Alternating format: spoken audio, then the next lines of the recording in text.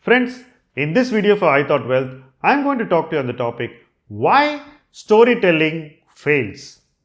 The past few years have seen storytelling go to a different level. People explain businesses and companies in a very exciting way. They make you want to buy the idea which they explain to you.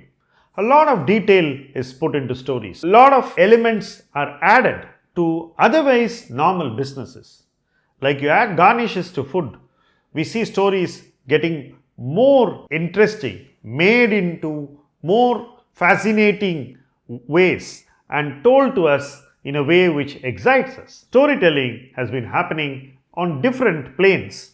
You have it on YouTube, you have it on Twitter, you have it in podcasts, you have it on Facebook, you have it in small gatherings, you have it almost everywhere.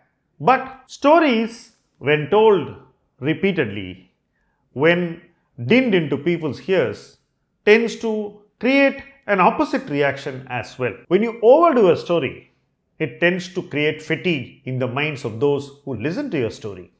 So, there is no discovery in such situations. People get bored, then they get angry. And when whatever we tell in a story fails to play out, people get disappointed. That manifests as anger. And then they come back to you with a force which you never expected to tell you this story didn't work. What were you trying to do?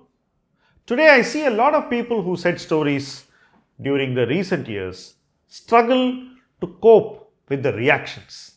But that's the nature of storytelling.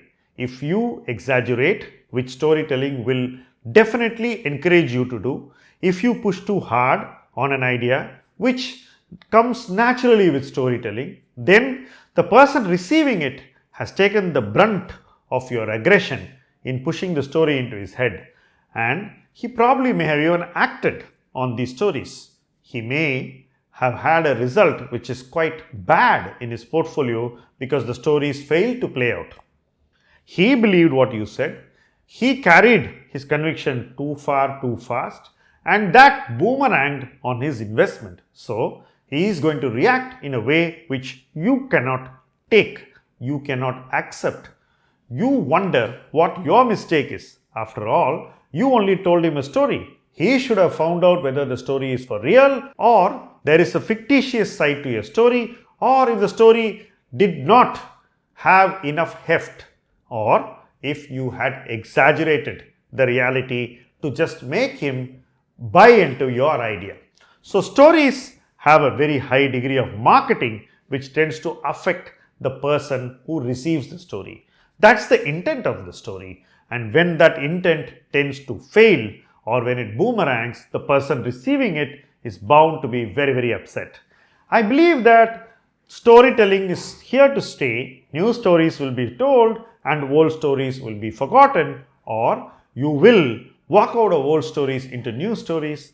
The human nature is to always look for something told very interestingly to us by new people in new ways. So, we are still going to look for the next story, but the fact remains that storytelling is not as simple as we imagine. It's not all positive, it's not all milk and honey outcomes. You are going to see times when stories fail, and you are going to see stories which probably were not true. You are also going to come across stories which changed after you invested in them. We are going to see scripts which we never anticipated play out in these stories which we showed conviction upon.